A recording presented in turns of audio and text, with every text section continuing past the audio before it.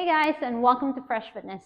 Today we're going to look at some shoulder mobilization, hip mobilization, and core activation to get the body ready to handle the kettlebells.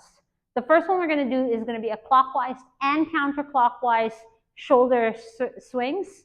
We're going to go forward, up, around, and come back in, and then we're going to go and do the opposite of that. Think of it like a forward swim and a backstroke. So we're going to reach forward, reach up, reach to the back, and then slide and let it glide to the front. Keep the shoulders down and back, reaching up, reaching out, and breathe. Breathing in, breathing out as we go through the internal and external rotation of the shoulder. So reach forward, up, around, and let it kind of swing out back to the starting position. Now we're also going to do the opposite of that, which is the counterclockwise. So it's reaching out, turning the thumbs out, reaching back, reaching up, and letting it swing back to starting position. So reach down, reach back, reach up, and swing back to starting position. And then you just connect that through. So it's forward, back, biggest circle as I can get. Let the hip come along for the ride. See how that's feeling. And then we go back the other way. You follow that hand through. And there we go. Do 8 to 10 each way for each arm. Next one we're going to do is going to be your lateral swing to reach. So from the front, it's going to look like I'm going to reach up to the ceiling, push my heel, the heel of my hand up to the ceiling. I'm going to push that chest up a bit more. I come back down and I breathe. And again, I just let the hip follow along, reaching up as much as I can. I can even swing an arch just to see if I can open that laterally a little bit more. And then we're going to see if we can make it as fluid as we can. You can turn a little bit as well, explore those shapes, see how it feels.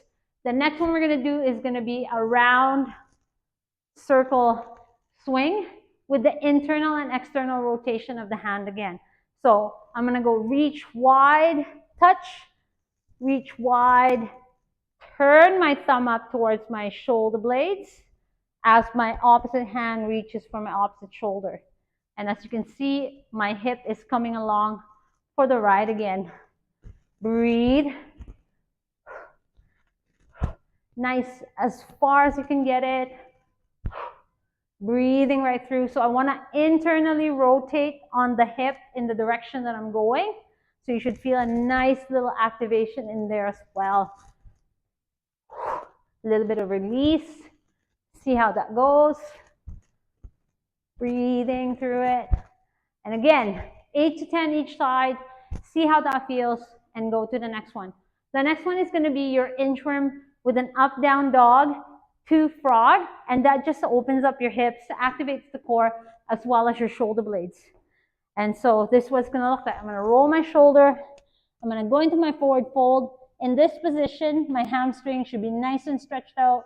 My low back is nice and relaxed. I'm going to go into my tall plank, get my core active, drop my hip, open up my chest to the ceiling for my upward facing dog, turn my hip up, head between the arms for my downward facing dog. If I want to pedal that heel for a little bit of calf stretch, by all means, come back into your tall plank, and then I'm going to slide and sink into that hip. Knees does not touch the floor. I come back up into my tall plank. I walk back into my inchworm just to where my hand can stay flat on the ground and really get my low back released.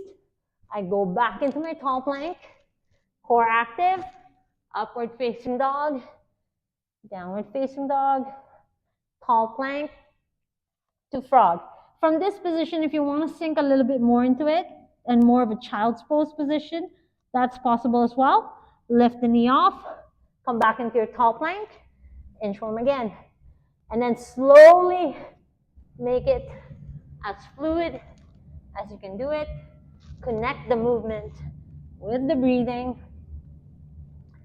and get that activation of the shoulder, the core, the hamstring openers, the hip opener, and then walk all the way back up. Same thing, 5 to 6. If you're feeling pretty good, go up to 10. And then the last one that we're gonna do, sorry, 2 more that we're gonna do. The next one is gonna be your 4-point touch with a rotational reach. So feet about hip width apart. Same thing, I'm gonna roll my shoulders, get into my forward fold, drop my hip where I'm active, so I don't want us to collapse. Active, left elbow to left knee, push it out, reach up with the right hand, switch. Make sure you're breathing through, out of the hole we go. You go again, forward fold, drop the hip, reach, reach, come back up. Another option from this is you can go into that reach, reach, grab the toe, drive the hip up, release the low back, and see if you can sink a little bit deeper actively. Reach up, and then come out of the hole. So same thing, 6 to 10. See how the hip and the mid back is feeling. The last one we do is going to be your lunge to rotate. So I'm going to go and do a nice little, pick up that big knee, step into my front lunge, rotate opposite knee to opposite elbow, step back. And then I do the other side. Oh, I just lost my balance. So and then I do the other side. Pick up that knee, lunge forward, rotate opposite knee, opposite elbow, back up.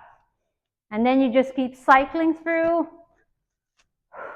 And as you can see, I'm still loading that front leg. I'm not loading the back leg, right? So it's going to be, sorry, pick up the knee, drive, twist, back in. Now make sure that we are not collapsing into that front leg. I want to stay active and rotate, not collapse or here. You want to be here so you get that internal rotation on that glute. You can come down lower if you want.